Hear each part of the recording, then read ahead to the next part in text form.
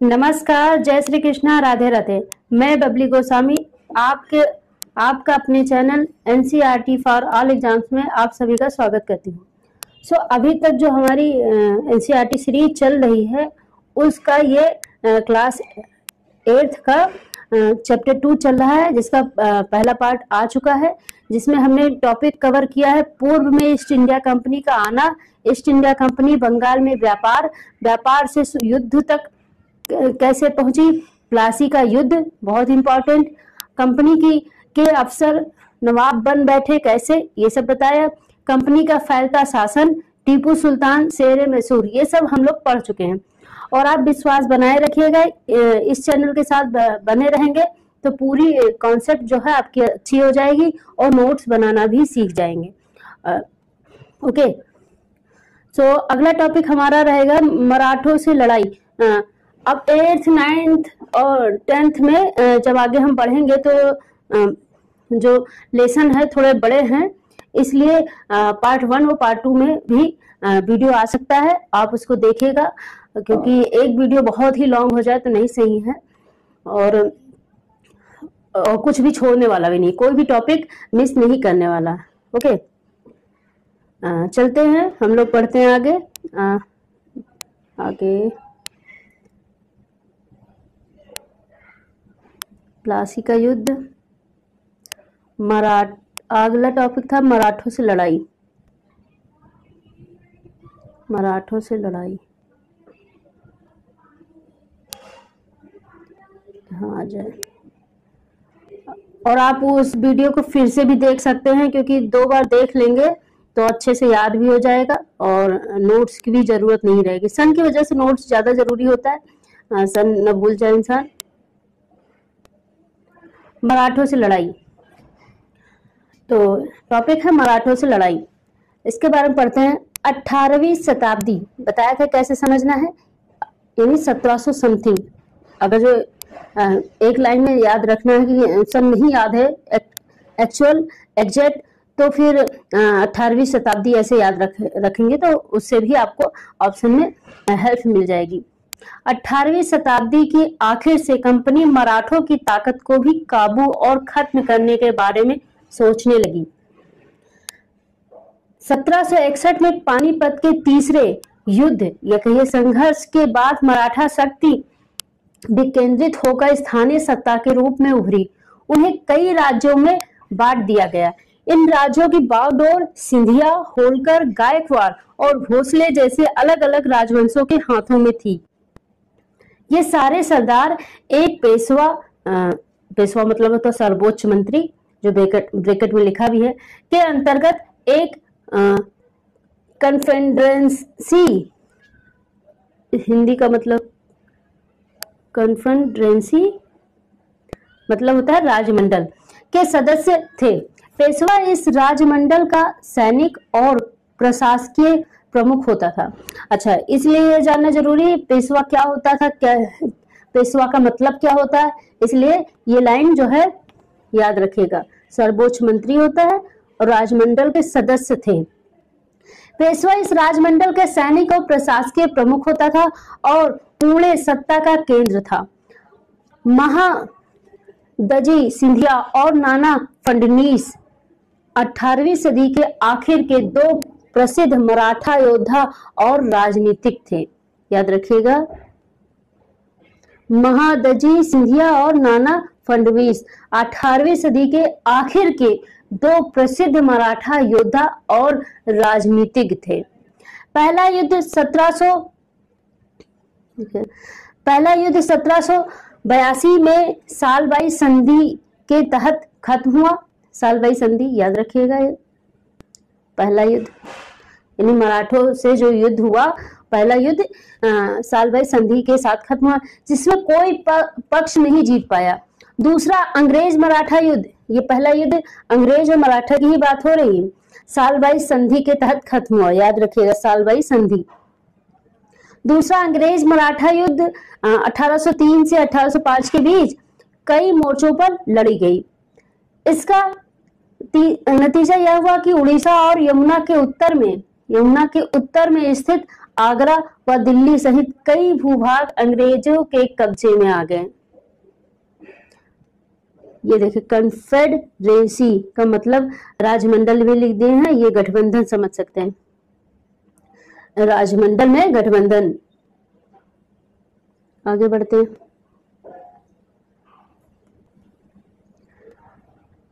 अंततः 1817 से 1819 के तीसरे अंग्रेज मराठा युद्ध में मराठों की सत्ता समाप्त हो गई। पेशवा को पुणे से हटाकर नागपुर के पास बिठूर में पेंशन पर भेज दिया गया। अब विंध्य के दक्षिण में स्थित पूरे भूभाग पर कंपनी का नियंत्रण हो चुका था। ये आप देखिएगा, तीसरा युद्ध हुआ, वहां से सारी कहानी मराठा की खत्म। सर्वोच्चता का दावा। सर्वोच्चता का दावा कैसे करते थे? सर्वोच्चता का दावा अंग्रेज 19वीं सदी की शुरुआत से कंपनी क्षेत्रीय विस्तार की आक्रामक नीति पर चल रही थी। लॉर्ड हेस्टिंग्स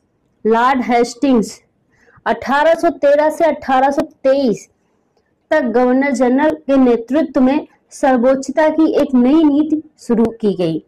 कंपनी का दावा था कि उसकी सत्ता सर्वोच्च है, इसलिए वह भारतीय राज्यों से ऊपर है। अपने हितों की रक्षा के लिए वह भारतीय रियासतों का अधिग्रहण करने या उनको अधिग्रहण की धमकी देने का अधिकार अपने पास मानती थी। ये उसका सोच था कि हम कह लें अगर जो मेरे हिसाब से कोई राज्य नहीं चल रहा है तो इसको कहेंगे आप अधिग्रहण कर लेंगे, हड़प लेंगे आपका, और या उसका धमकी देते थे कि ऐसा नहीं करोगे, ऐसा नहीं मतलब राजस्व नहीं दोगे, कर हमको नहीं दोगे तो हम हड़प लेंगे। आगे बढ़ते हैं। आगे है,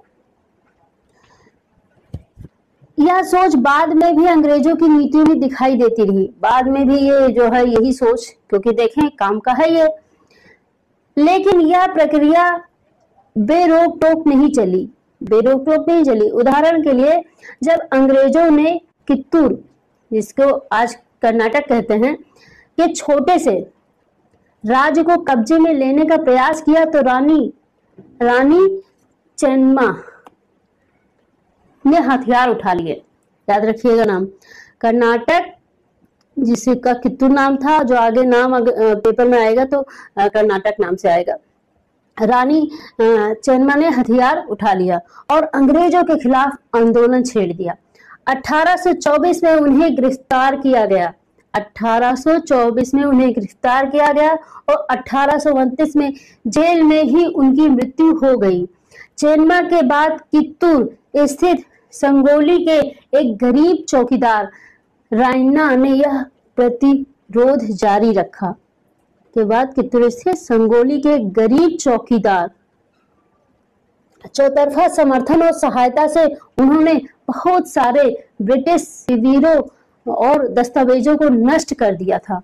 आखिरकार आगे बढ़ते हैं। आखिरकार उन्हें भी अंग्रेजों ने पकड़कर 1830 में फांसी पर लटका दिया। प्रतिरोध के ऐसे कई दूसरे उदाहरण आप इस किताब में आगे पढ़ेंगे, ये एनसीईआरटी ने पहले बता दिया।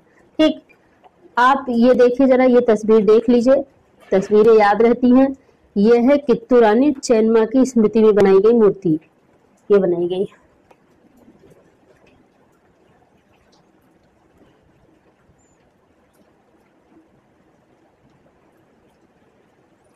(1830 के दशक के अंत में 1830 के दशक के अंत में ईस्ट इंडिया कंपनी रूस के प्रभाव से बहुत डरी हुई थी।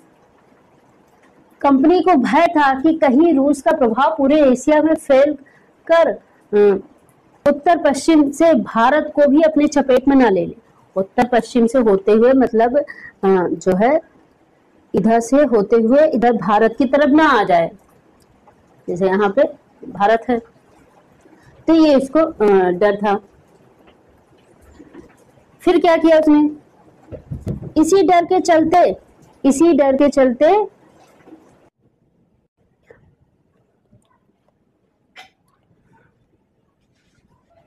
इसी डर के चलते अंग्रेज जब उत्तर पश्चिम भारत में भी अपना नियंत्रण स्थापित करना चाहते थे, उन्होंने 1838 से 1842 के बीच अफगानिस्तान के साथ एक लंबी लड़ाई लड़ी।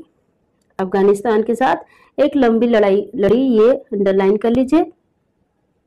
वहां अप्रत्यक्ष कंपनी शासन स्थापित कर लिया, यानी इनडायरेक्ट बोल दिया कि है। 1843 में सिंध भी कब्जे में आ गया, सिंध प्रांत जो है वो कब्जे में आ गया।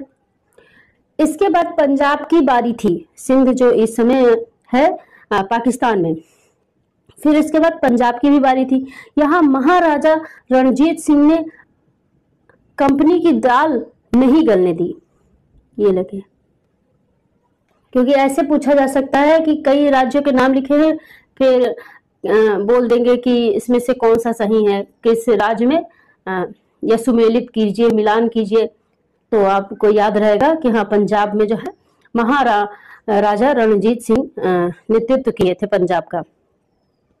1839 में उनकी मृत्यु के बाद इस रियासत के साथ 2 लंबी लड़ाइयां हुई और आखिरकार, रियासत पहले बोला जाता था, राज्य नहीं, और आखिरकार 1849 में अंग्रेजों ने पंजाब का भी अधिग्रहण कर लिया। 1849 तक पंजाब को भी हड़प लिया। अधिग्रहण मतलब हड़प, ज्यादा सही है समझना। आगे बढ़ते हैं, आगे है विलय नीति, इसके बारे में समझेंगे। विलय नीति क्या था? अधिग्रहण की आखिरी लहर 1848 से 1856 के बीच गवर्नर जनरल बने लॉर्ड डलहौजी के शासनकाल में चली।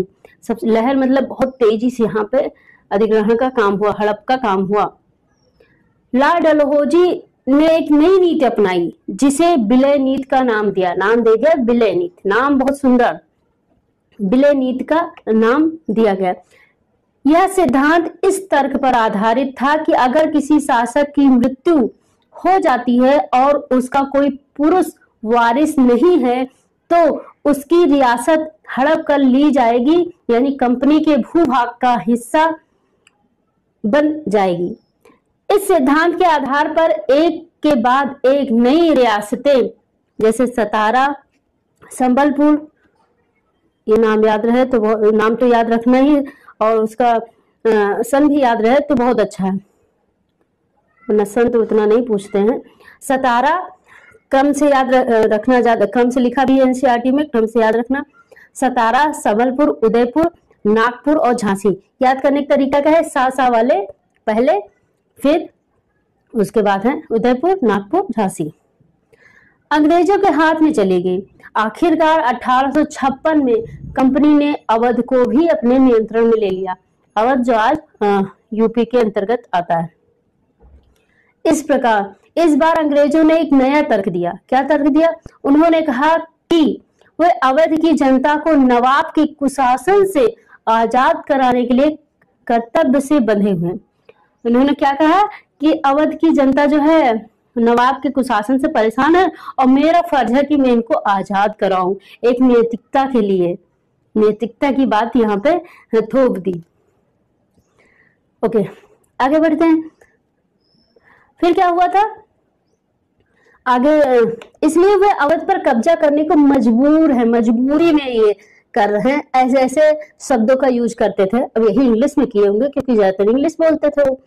अपने प्रिय नवाब को जिस तरह से गद्दी से हटाया गया उसे देखकर लोगों में गुस्सा भड़क उठा और अवध के लोग भी 1857 के महान विद्रोह में शामिल हो गए। अब जैसे अब तो ऑब्जेक्टिव टाइप के क्वेश्चन होते हैं, लेकिन अगर कई बार क्वेश्चन ऐसे बनाए जाते हैं जो एक सब्जेक्टिव में नहीं पूछा जा सकता, वैसे पूछ लेते हैं। तो इसमें ये है कि 1857 की क्रांति किस वजह से हुई थी?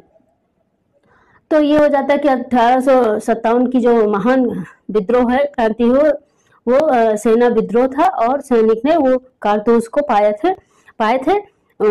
कारतूस में सुअर और गाय की चर्बी लगी थी, इसलिए हुआ था। ये एक बात है। इतना बड़ा विद्रोह होने के कारण सिर्फ एक नहीं हो सकता, कई होते। तो उसमें आप शुरू से पढ़ते आ रहे हैं कि क्या क्या था। सबसे बड़ा कारण ये विलय नीति भी थी। ओके, आगे क्या है? 1800 क्रांति, 1857 की क्रांति में हम जाएंगे, और 1800 क्रांति से ही हमारा जो आधुनिक भारत यानी मॉडर्न हिस्ट्री की शुरुआत हो जाती है, जहां से क्वेश्चन भर भर के पूछे जाते हैं हर एक कॉम्पिटेटिव एग्जाम्स में। ठीक, ओके। और आगे बढ़ते हैं। गतिविधि ये नहीं पढ़ना, ये देख लीजिए तस्वीर। संबलपुर के वीर वीरेंद्र सुरेंद्र साय, एक सेकंड,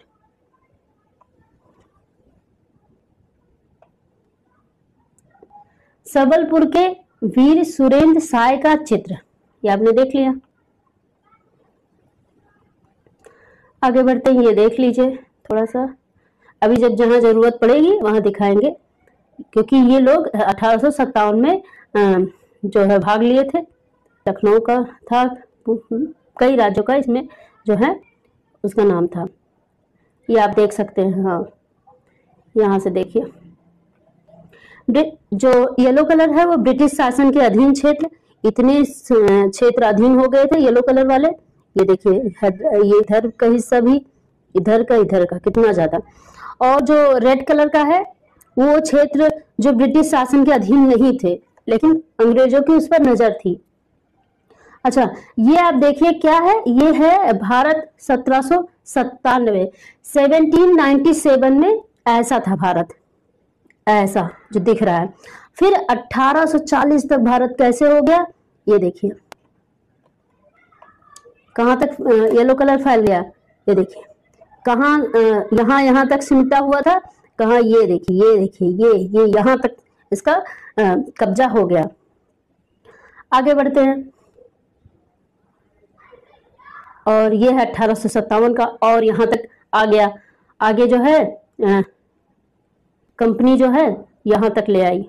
अभी कंपनी ही बोलेंगे। हाँ, ये एक बात, ये अभी इसमें नहीं लिखा है, आगे लिखा रहेगा, एनसीईआरटी अपने हिसाब से चलेगी, लेकिन अभी कंपनी का शासन बोला जाएगा। कंपनी यहाँ तक फैल गई, यहाँ तक। कब इसको जो वहाँ की रानी है वो इसको शासन का बागडोर देंगी और सरकार अपने हाथ में ले लेंगी भारत के कंपनी के शासन को, ये आगे बताएंगे। यहाँ नक्शे को लेकर पढ़ लेते हैं।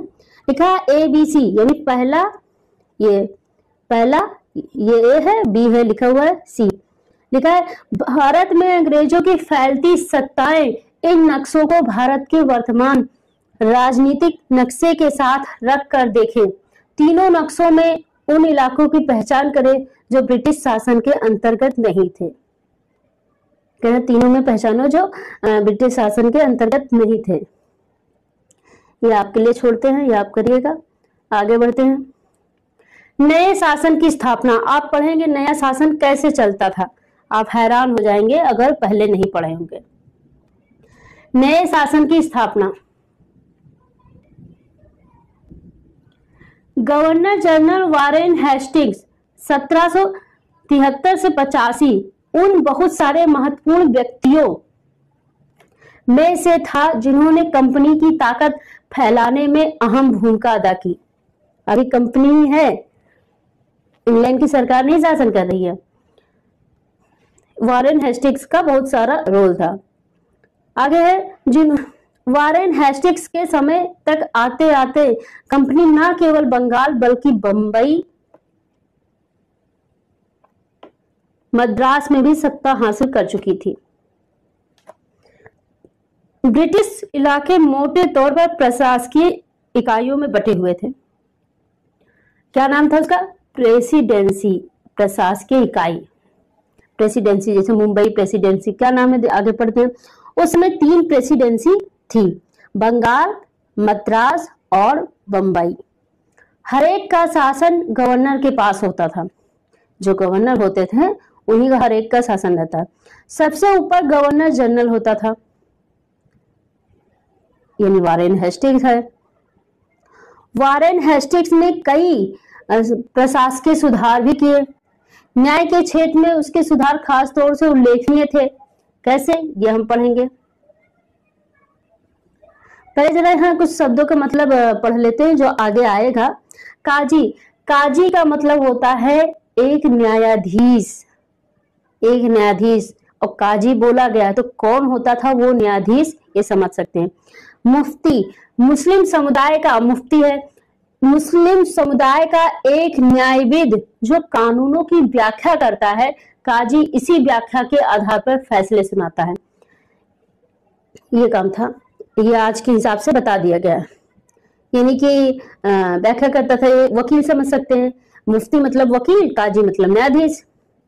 महाभियोग, महाभियोग जब इंग्लैंड के हाउस ऑफ कॉमन्स, जैसे यहाँ का संसद है वैसे वहां पे बोला जाता है उसको, हाउस ऑफ कॉमन्स में किसी व्यक्ति के खिलाफ दुराचरण का आरोप लगाया जाता है तो हाउस ऑफ लॉर्ड्स, संसद का ऊपरी सदन, जैसे हमारे यहाँ राज्यसभा है, उस व्यक्ति के खिलाफ मुकदमा चलता है, इसे महाभियोग कहा जाता है।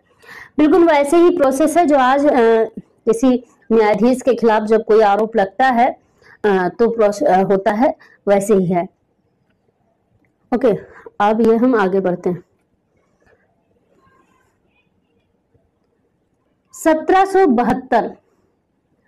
1772 नोट कर लीजिए, एक नई न्याय व्यवस्था स्थापित की गई। इस व्यवस्था में प्रावधान किया गया कि हर जिले में 2 अदालतें होंगी। कौन सी? फौजदारी अदालत और दीवानी अदालत। क्या होती फौजदारी और दीवानी, ये भी बताएंगे, मोटा मोटा बता देते हैं। फौजदारी जो होती है उसमें क्रिमिनल क्राइम टाइप के चीजों की बहस होती है या उस पर चर्चा होती है। और दीवानी में जो पैसे और प्रॉपर्टी की को लेकर जो वाद होता है उस पर चर्चा होती है या उस पर बहस होती है जज वकीलों के बीच। दीवानी अदालतों के मुखिया कौन? दीवानी अदालतों के मुखिया यूरोपीय जिला कलेक्टर होते थे। यानी यूरोपीय व्यक्ति जो होता था वो जिला कलेक्टर बनाया जाता था। मौलवी पहले परीक्षा होते थे, वो लोग जिला कलेक्टर के रूप में, ये मुखिया जिला कलेक्टर होते थे। मौलवी और हिंदू पंडित उनके लिए भारतीय कानूनों की व्याख्या करते थे। मौलवी और हिंदू पंडित, यहाँ पे मौलवी और हिंदू पंडित लिखा है, लेकिन जो लूसेंट है इसलिए कहते हैं एनसीईआरटी पढ़ना चाहिए। एनसीईआरटी में जो लिखा है वही माना जाएगा सही, वही पेपर में भी, वहां पे सिर्फ मौलवी लिखा है। ओके, तो मौलवी और हिंदू पंडित उनके लिए भारतीय कानूनों की व्याख्या करते थे। ये जो कलेक्टर होते थे इनको ये दोनों लोग अपने अपने हिसाब से कानून बताते थे। यहाँ पे ये ऐसा होता है। फौजदारी अदालतें अभी भी काजी और मुफ्ती के ही अंतर्गत थी। यानी क्रिमिनल वाला जो था वो अभी भी काजी और मुफ्ती के अंतर्गत ही थे, लेकिन वे भी कलेक्टर की निगरानी में काम करते थे। कलेक्टर की निगरानी में काम करते थे। ओके, आगे बढ़ते हैं। ये हम लोग देख लेते हैं अदालतें कैसे लगती थी। ये देखिए, ये बैठे हुए जज साहब। चलिए आगे बढ़ते हैं, इसके बारे में पढ़ लेते हैं। वारेन हेस्टिंग्स पर मुकदमा आज ही प्लाट द्वारा रचित बनाई गई है। वारेन हेस्टिंग्स 1785 में इंग्लैंड लौटा। हम लोगों ने पहले ही पढ़ा है, वारेन हेस्टिंग्स जब लौटा था तो उसके ऊपर मुकदमा किया गया था। तो एडमंड बर्के ने उस पर बंगाल का शासन सही ढंग से ना चलाने का आरोप जड़ दिया। कौन था ये? Edmund Burke. इस आरोप के चलते हेस्टिंग्स पर ब्रिटिश संसद में महाभियोग का मुकदमा चलाया गया, जो 7 साल चला। 7 साल चला। बाद में उसको बाइज्जत बरी किया गया, लेकिन कुछ समय बाद उसने जो है आत्महत्या कर ली। एक बड़ी समस्या यह थी कि ब्राह्मण पंडित धर्मशास्त्र की अलग अलग शाखाओं के हिसाब से स्थानीय कानूनों की अलग अलग व्याख्या कर देते थे। ये समझिए, एक सेकंड, अलग अलग व्याख्या कर देते थे। इस भिन्नता को खत्म करके समरूपता लाने के लिए 1775 में 11 पंडितों को भारतीय कानूनों का एक संकलन तैयार करने का काम सौंपा गया। एनबी हॉलहेड ने इस संकलन का अंग्रेजी में अनुवाद किया। एनबी हॉलहेड, पढ़ लेते हैं इसको। एनबी हॉलहेड ने इस संकलन का अंग्रेजी में अनुवाद किया। 1778, हिंदी में पढ़ना कठिन हो जाता है। 1778 तक यूरोपीय न्यायाधीशों के लिए मुस्लिम कानूनों की ही एक संहिता तैयार कर ली गई थी। अंग्रेजी में अनुवाद किया था और 1778 तक यूरोपीय न्यायाधीशों के लिए मुस्लिम कानूनों की ही एक संहिता तैयार कर ली गई थी।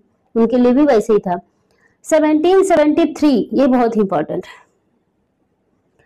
1773 के रेगुलेटिंग एक्ट के तहत एक नए सर्वोच्च न्यायालय की स्थापना की गई।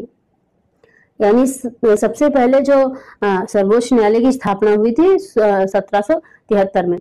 इसके अलावा कलकत्ता में अपीलीय अदालत, सदर निजामत अदालत की भी स्थापना की गई। कलकत्ता में अपीलीय अदालत, सदर निजामत अदालत की भी स्थापना की गई। भारतीय जिले में कलेक्टर सबसे बड़ा ओहदा होता था, जो आज भी है। जैसा कि नाम से ही पता चलता है, उसका मुख्य काम लगान और कर इकट्ठा करना तथा न्यायाधीशों, पुलिस अधिकारियों व दरोगा की सहायता से जिले में कानून व्यवस्था बनाए रखना होता था। ये काम रहता था, जो आज भी है। उसका कार्यालय कलेक्ट्रेट, कार्यालय का क्या नाम होता है? कलेक्ट्रेट, सत्ता और संरक्षण का नया केंद्र बन गया था। सत्ता और संरक्षण का, यानी लोगों, सत्ता और लोगों के मतलब सुरक्षा, संरक्षण मतलब उसका ख्याल रखने का नया केंद्र बन गया था, जिसने पुराने सत्ता केंद्रियों को हाशिए पर ढकेल दिया। पूरे पुराने जो सत्ता केंद्रित थे, जिनके हाथ में पूरी सत्ता थी, वो हाशिए पर चले गए, मतलब उनका नहीं चल रहा था। आगे बढ़ने से पहले ये पढ़ लेते हैं हम लोग इसके बारे में। मैं सबके शत्रु और उत्पीड़क पर महाभियोग चला रहा हूं। क्या है?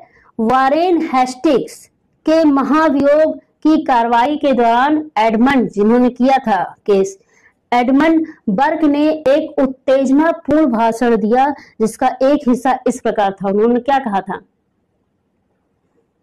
वैसे वारेन हेस्टिंग्स बहुत लूटा, बहुत माल पानी लेकर गया था। मैं इनके, यानी हेस्टिंग्स के ऊपर भारत के लोगों की ओर से महाभियोग चला रहा हूं, जिनके अधिकारों को उन्होंने पैरों तले रौंद दिया और जिनके देश को उन्होंने रेगिस्तान बना दिया है। अंत में मानव स्वभाव के नाम पर, स्त्री पुरुष के नाम पर, हर उम्र के नाम पर, हर ओहदे के नाम पर मैं सबके साझा शत्रु और सबके उत्पीड़क पर महाभियोग चला रहा हूं, ये उन्होंने कहा भाषण में अपने। बहुत अच्छा किया, लेकिन कोई फायदा नहीं मिला। लौट के कहाँ मिलता है? जो भी लूट के लेकर गया। कंपनी के साथ भारत में शासन और सुधार के नए विचार तो आए, लेकिन उसकी असली सत्ता सैनिक ताकत में थी। मुगल फौज मुख्य रूप से घुड़सवार, सवार मतलब घोड़े पर चलने वाले प्रशिक्षित, लिखा ही है, और पैदल सेना थी। उन्हें तीरंदाजी और तलवारबाजी का प्रशिक्षण दिया जाता था, ये उनके अंदर थी। जो मुगल सेना थी और इनकी सेना का फर्क बता रहे हैं। सेना में सवारों का दबदबा रहता था और मुगल साम्राज्य को एक विशाल पेशेवर प्रशिक्षण वाली पैदल सेना की जरूरत महसूस नहीं होती थी। ग्रामीण इलाकों में सशस्त्र किसानों की बड़ी संख्या थी। ग्रामीण इलाकों में ऐसे कई किसान थे जो शस्त्र रखते थे। स्थानीय जमींदार मुगलों को जरूरत पड़ने पर पैदल सिपाही मुहैया कराते थे। 18वीं सदी में जब अवध और बनारस जैसी रियासतों में किसानों को भर्ती करके उन्हें पेशेवर सैनिक प्रशिक्षण दिया जाने लगा, 18वीं सदी यानी 1700 समथिंग की बात हो रही है, जब अवध और बनारस जैसी रियासत, पहले रियासत बोला जाता था, कुछ ही जगह रहते थे, राज्य नहीं, रियासत बोला जाता था, में किसानों को भर्ती करके उन्हें बहुत अच्छा प्रोफेशनल ट्रेनिंग दी जाती थी, तो यह सूरत बदलने लगी। ईस्ट इंडिया कंपनी ने जब अपनी सेना के लिए भर्ती शुरू की तो उसने भी यही तरीका अपनाया। यही अंग्रेज कंपनी सेना को सिपाही अंग्रेज अपनी सेना को क्या बोलता था? सिपाही, जो भारतीय शब्द सिपाही से ही बना है, आर्मी कहते थे। अंग्रेज अपनी सेना को सिपाही, आर्मी ऐसे कहते थे शायद। अब ये पढ़ लेते थोड़ा धर्मशास्त्र। क्या होता है धर्मशास्त्र? संस्कृत की ऐसी कृतियां जिनमें सामाजिक तौर तरीकों और आचरण के सिद्धांतों की व्याख्या की जाती है, ये धर्मशास्त्र ईसा पूर्व 500 यानी 2024 चला, उसके भी पीछे 500 वर्ष से भी पहले लिखे गए थे। सवार का मतलब, ये धर्मशास्त्र बोलते हैं इसको। सवार होता है घुड़सवार को। मास्केट मतलब पैदल सिपाहियों द्वारा इस्तेमाल की जाने वाली एक भारी बंदूक जो उनके पास, अंग्रेजों के पास थी, मास्केट बोलते थे। और है मैच लॉक, शुरुआती दौर की बंदूक जिसमें बारूद को माचिस से चिंगारी दी जाती थी, उसको मैच लॉक बोलते थे। नाम क्या है? Match lock. शुरू में जो बंदूक बनाई गई थी उसमें जो बारूद भरी जाती थी, फिर माचिस से चिंगारी दी जाती, तब वो ब्लास्ट होता था। 18वीं सदी में जब अवध और बनारस जैसी रियासतों में किसानों को, ये हम लोग पढ़ चुके हैं, हाँ, 1820 के दशक से जैसे जैसे युद्ध तकनीक बदलने लगी, कंपनी की सेना में घुड़सवार टुकड़ियों की जरूरत कम होती गई। इसकी वजह यह थी कि ब्रिटिश साम्राज्य बर्मा जो आज म्यांमार है, अफगानिस्तान और मिस्र में भी लड़ रहा था, जहां सिपाही मास्केट यानी तोड़ेदार मास्केट, अभी यहां बताया जा चुका है मास्केट क्या होता है, तोड़ेदार बंदूक और मैचलॉक से लेस होते थे। कंपनी की सेना के सिपाहियों को बदलती सैनिक आवश्यकताओं का ध्यान रखना पड़ता था और अब उसकी पैदल टुकड़ी ज्यादा महत्वपूर्ण होती जा रही थी। जो पैदल चलती थी सेना वो ज्यादा महत्वपूर्ण थी। आगे हम लोग पढ़ेंगे, नीचे ही पढ़ते हैं। 19वीं सदी की शुरुआत में अंग्रेज एक समरूप सैनिक संस्कृति विकसित करने लगे थे। अब उनका जीवन पहले से भी ज्यादा नियंत्रित था। इस कोशिश में कभी कभी समस्याएं भी आ जाती थी, क्योंकि पेशेवर सिपाहियों की सेना खड़ा करने के चक्कर में अंग्रेज कई बार जाति और समुदाय की भावनाओं को नजरअंदाज कर देते थे। भला लोग अपनी जातीय और धार्मिक भावनाओं को इतनी आसानी से कैसे छोड़ सकते थे? क्या वे खुद को अपने समुदाय का सदस्य मानने की बजाय सिर्फ सिपाही मान सकते थे? सिपाही क्या महसूस करते थे? अपने जीवन और अपनी पहचान, यानी वे कौन है, इस बात के एहसास में वो बदलाव आ रहे थे। इस बात के एहसास में जो बदलाव आ रहे थे, उनको सिपाहियों ने किस तरह देखा? 1857 का विद्रोह हमें सिपाहियों की इस दुनिया की झलक देती है। यानी कि हम एक सिपाही हैं, ये मतलब नहीं था हमारी जात क्या है या हमारा धर्म, यहाँ जात लिख दिया गया है, लेकिन हमारा धर्म क्या है ये मेन था। दुनिया की झलक दिखाता है। इस विद्रोह के बारे में आप आगे पढ़ेंगे, बता दिया गया है। तो यानी जो है ये थोड़ा सा ही यहाँ बताया है। अब हम लोग चैप्टर 5 में इसके बारे में पढ़ेंगे। ओके, कोई बात नहीं। निष्कर्ष, कंक्लूजन पढ़ लेते हैं, ये बहुत जरूरी होता है। ईस्ट इंडिया कंपनी एक व्यापारिक कंपनी से बढ़ते बढ़ते एक भौगोलिक औपनिवेशिक, क्या होता है औपनिवेशिक, ये बता चुके हैं, औपनिवेशिक शक्ति बन गई। 19वीं सदी की शुरुआत में नई भाप तकनीक के आने से यह प्रक्रिया और तेज हुई। जब तक समुद्र मार्ग से भारत पहुंचने में 6 से 8 माह का समय लग जाता था, तब तक पहले जो है 6 से 8 माह लगते थे। भाप से चलने वाले जहाजों ने यह मात्र 3 हफ्तों में समेट दिया, यानी 21 दिन में। इसके बाद तो ज्यादा से ज्यादा अंग्रेज और उनके परिवार भारत जैसे दूर देश में इंग्लैंड से यहाँ आ गए। 1857 तक भारतीय उपमहाद्वीप के 63% भूभाग और 78% आबादी पर कंपनी का सीधा शासन स्थापित हुआ था। भारतीय उपमहाद्वीप के, इसलिए उपमहाद्वीप का इस्तेमाल होता है, नाम भारत नहीं बोला जा रहा, भारत इतना बड़ा नहीं था।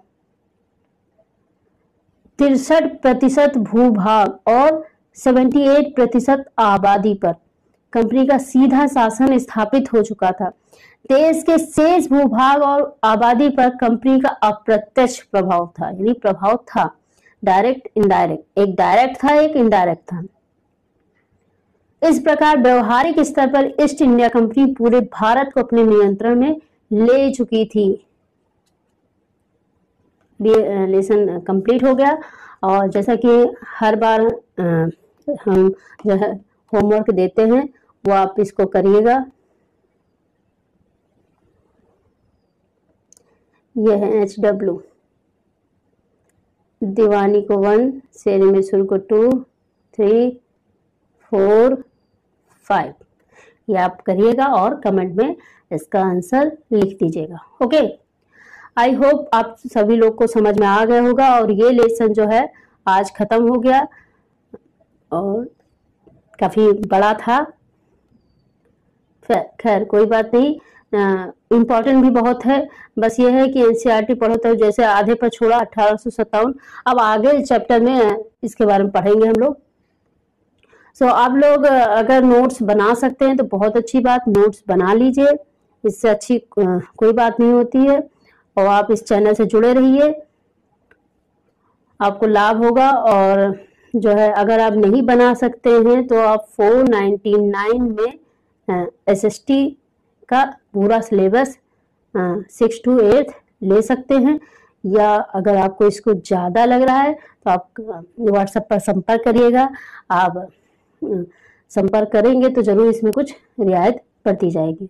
ओके, और CDP का 199 में, लेकिन CDP का ऐसा रहेगा कि आपको आपका CTET, UP TET या कोई भी टेट, किसी भी स्टेट का टेट क्लियर करा देगा। ओके, तो आई होप आप लोग खुश रहें, मस्त रहें।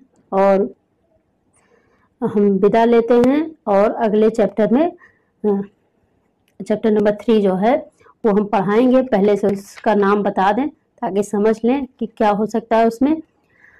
ग्रामीण क्षेत्र पर शासन चलाना, ग्रामीण क्षेत्र पर शासन चलाना, ये हम पढ़ेंगे चैप्टर नंबर 3।